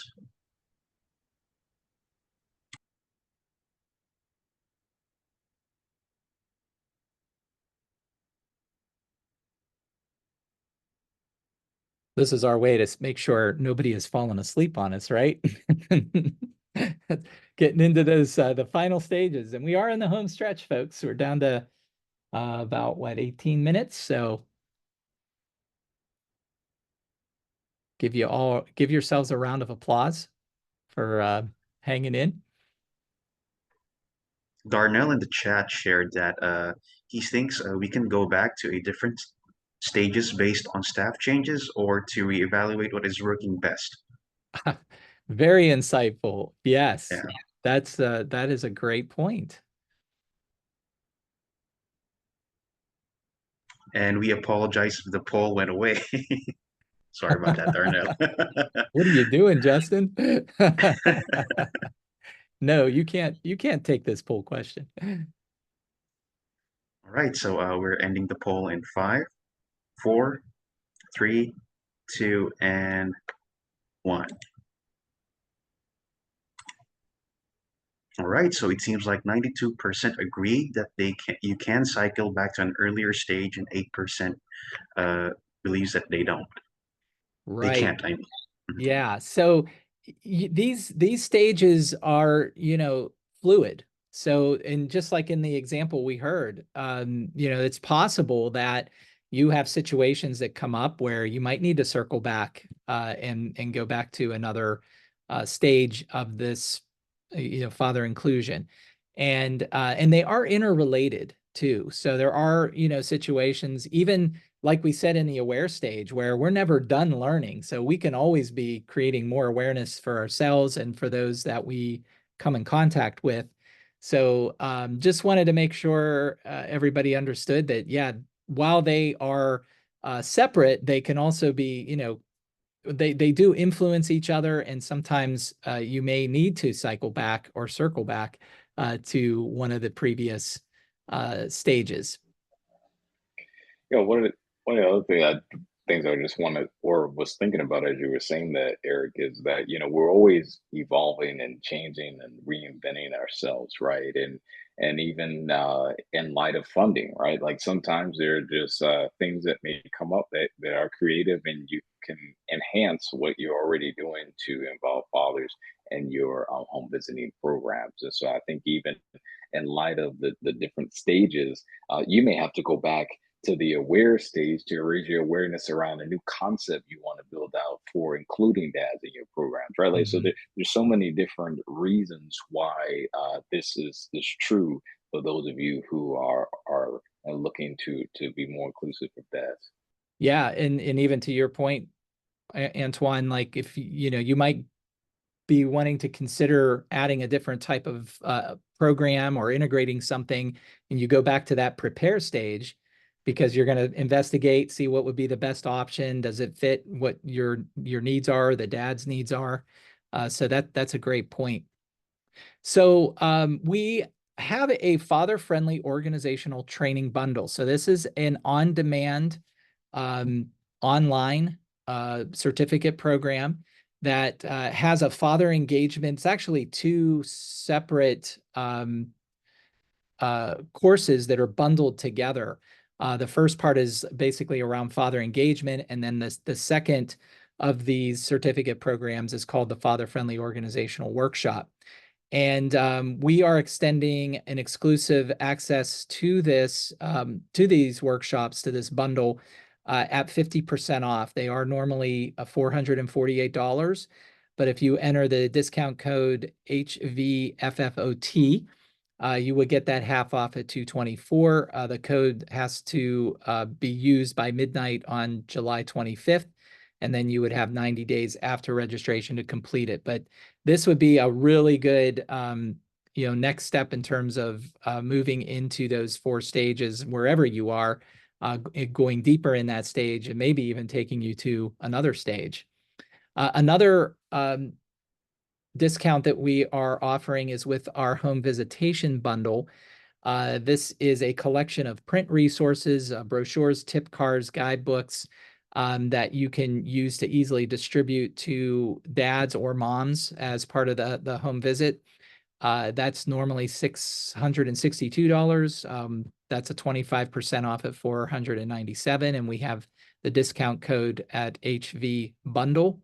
And the deadline for this to enroll would be midnight on August 8th. So just a couple of little incentives that we wanted to express our appreciation for you spending some time with us today. There's a case study that I wanted to take you through, actually a couple in the little bit of time that we have left here. And this is really where the rubber hits the road. It's like, well, what have other home visiting programs done to successfully engage fathers and include fathers? One of our partners in Binghamton, New York, runs a parents as teachers home visiting model. They serve approximately 400 families annually, and they've implemented some really good father inclusion tactics. They've addressed issues within their organization's culture. For example, when they hired their first male staff person ever, the executive director asked that fatherhood advocate to write down anything that made him feel uncomfortable during his work days. And he journaled those. And she said, I'd like you to, just do that for the next 2 weeks and then, report back to me and go over these, which he did. And when she reviewed them, she was really taken back because there were a lot of things that she said that she hadn't realized or wouldn't have recognized would have made a male feel uncomfortable in that organizational culture. But then what she asked him to do next really took it to a whole nother level, because she said, this was great. I'm really glad you did this. Now I'd like you to present this at our next staff meeting. And so you can imagine the trepidation there. But this executive director knew that in order for her to really make organizational change to become more father friendly or more father inclusive was going to require pushing some folks out of their comfort zone. And she had a couple of people on the original staff who left over it. But those who stayed really did, take these things to heart. And also the male staff person, the fatherhood advocate, was then also was able to not take himself so seriously. And as a result, they created a culture where she was then able to hire future fatherhood advocates and future male staff. So sometimes it can be uncomfortable, but it's important to do that. They've included father-focused questions during job interviews. So when people are interviewing for jobs, no matter what the position, no matter what the gender or background of those people, they have father-specific questions integrated into their interviews to make sure that these folks who are coming in really understand and support the direction that they want to go to be more father inclusive. They added gender sensitivity training for their staff. They asked families and staff for feedback on father inclusion, created a male-friendly job description. They established what they call a tandem visit model, where they team up their fatherhood advocates with a parent educator, where they know that there's a dad connected somewhere, whether it's the boyfriend or a father figure or, the partner or the husband. And that father advocate is tasked with just getting that dad out of the shadows and engaged. They conduct a visit as a family structure, even right from the beginning, and they will include the fatherhood advocate in the enrollment process. Even if it's just the mom at that time, he can then ask questions about the dad. Another example of a case study is the Child Development Resources in Williamsburg, Virginia. They also have a Parents as Teachers home visiting model. Some of their tactics involved an intentional and proactive focus on serving first-time fathers. They have what's called a Rookie Dads program. And then they hired father consultants and fatherhood mentors, which would be staff and peers, to create a consultant mentor team that facilitates 2-hour classes for new dads in a local medical center. So again, remember I talked about location as part of that P equals M plus L. Location is really important. Sometimes going out of your own facility can be beneficial. And then dads who complete the class can participate in the Rookie Dads Family Connection. Okay, and that includes home visits, dad-child play groups, developmental screenings, potty training, education, and more. They also integrated a program designed specifically for fathers, which is our 24/7 Dad program. And what they've done is they've taken sessions from 24/7 Dad that complement their Parents as Teachers content for that particular week that they're going into their home visit. So, having a fatherhood curriculum that's flexible in those ways can be really helpful. For recruiting, they go through moms during home visits. They have access to other programs like Early Head Start, and then some of the dads are court ordered. So they have a relationship with their local family court. And then they have support services. Remember, I mentioned the importance of having collaborative and referral networks in place. Well, they have employee assistance, financial literacy, drug and alcohol abuse treatment, and child support assistance as well. So this is a great video on another partner that we're working with. It's the Florida Association of Healthy Start Coalitions.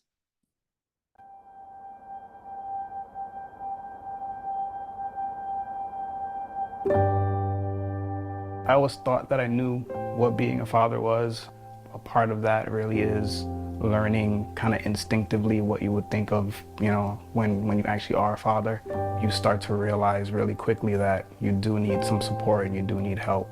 That's why Joe has been just instrumental in this whole process for me. Everybody's journey is different through fatherhood. Damon is an exceptional father. I'm coming out to talk about, soft skills on things that we can work on every day. The skills that are going to build us up as parents, as partners, and build our relationships in our family. And I really like that. I really like that a lot. And I've never really had that opportunity to speak with many dads about it because dads always felt like they were on the outside. I think that it's how should I say it, one of those things that have been missing for a long time across the whole state, even though, there may have been 1 or 2 programs here or there. I think just having this uniform Team Dad program really, really supports dad and let them know that there's something there for them. And that's what we want them to know. You're important too. Team Dad is the new program of Florida Healthy Start, and it was launched statewide early this year, so we're very excited to help them become the father their children need them to be. Having them, give them at least a stepping stone to not fail, that would be beautiful. It's a 12-session program that's really designed to give the dad the skills and ability to really understand their child's development and the overall needs of a father. It also increases father's skills in understanding their role as a member of the family, as a member of their community, and overall just prepares them to really just be the best men that they can be. Most importantly, we provide our services in the father's home or in a place where they feel comfortable.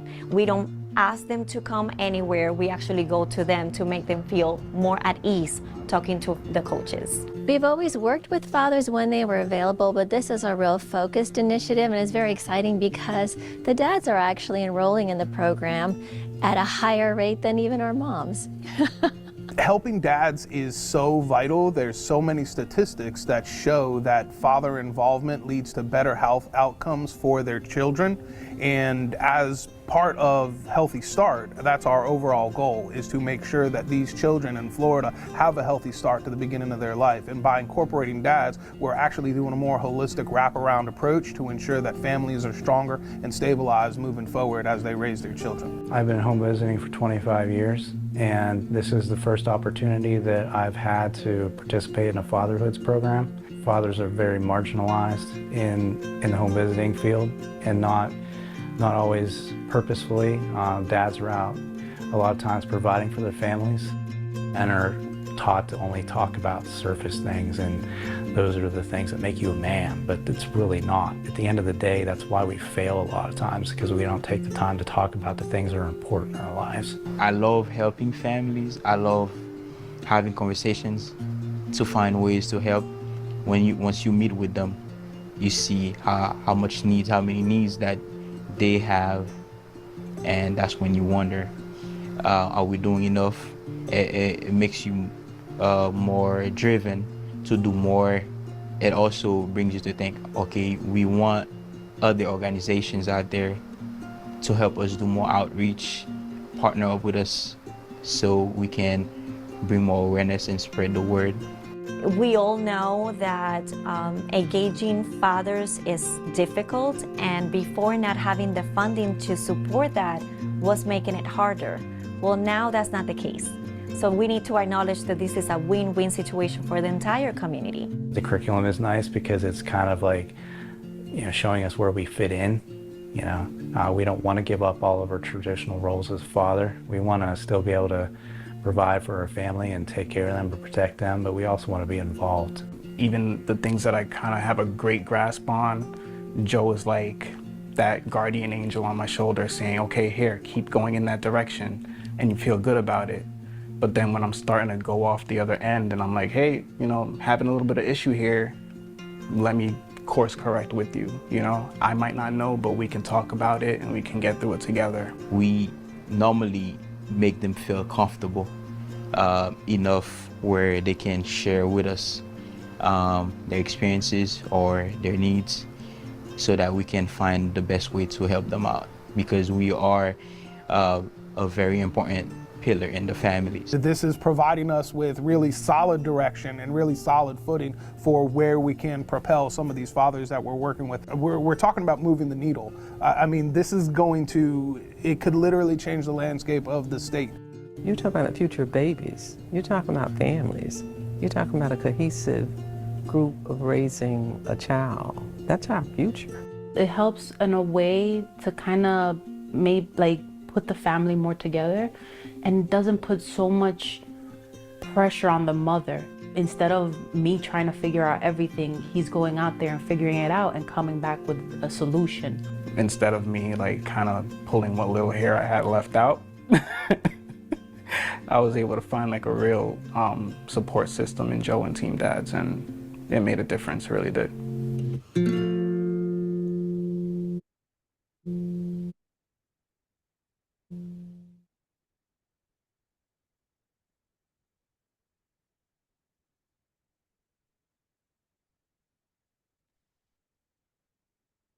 All right, I see a lot of hearts and thumbs ups and clapping, and so I think we're at a good place on our presentation here to move forward. Because that really is, I think it really sums up a lot of what Antoine and I were sharing today in putting a nice bow on it, right? That this home visiting model that they're doing statewide through all of their Healthy Start coalitions around the state is really powerful. And it's great to see so much of a response from the dads, and it comes back to what Antoine said as well, like making them feel valued, right?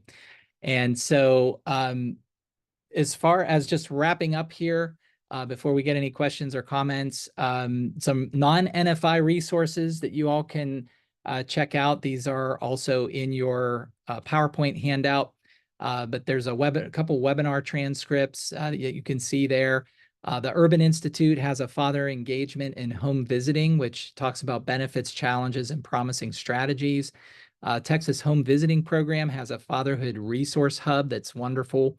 And then Public Health Ontario has an Engaging Fathers in Home Visiting webinar that you can access. So these are all great next steps that you can kind of build in whatever stage of father inclusion that you're in. And then some NFI resources. I showed you the home visitation bundle. The 24/7 Dad Key Behaviors Workshop is a workshop that can be delivered in as little as 1 day. It's more of a classroom style type of approach. And then Pro Fathering 15 was something Antoine mentioned. That's an on-demand online program that has 15 topics that take 15 minutes each for dads to go through. So as far as next steps, just to recap, identify how father inclusion will strengthen your ability to accomplish the mission of your home visiting program. How does father inclusion tie into your mission? Communicate that to staff so you can see that's kind of like that aware stage that we were talking about. Step 2, identify 3 action steps to engage fathers more effectively. Just focus on some small wins, put a who, what, when to some of those things. Complete that father-friendly organization training bundle that I mentioned. Again, we've got a 50% off incentive on there up to July 25th. There's some other courses in our academy that also might be helpful. Step 4, use the father-friendly action plan that comes from that father-friendly organization workshop to guide and to inform your father inclusion activities. You can purchase the home visitation bundle, which again, we're giving the 25% off. That can be found in our store website, and any other resources that might be helpful, as I mentioned, the Key Behaviors Workshop or Pro Fathering 15. And then we'll wrap up. We have a new edition of Father Facts. Here's our fatherhood.org website. When you go there, you'll see a lot of different ways that you can access tools and resources and get connected with NFI. This is our online store website where you can find any of the print materials that we have, curriculum, different types of ways to increase the father friendliness of your organization. So we've made it, folks. We are at the end. I know that we are just a little bit past, but I do want to, just see if there's any questions or comments that, we're burning that we want to address before we wrap up.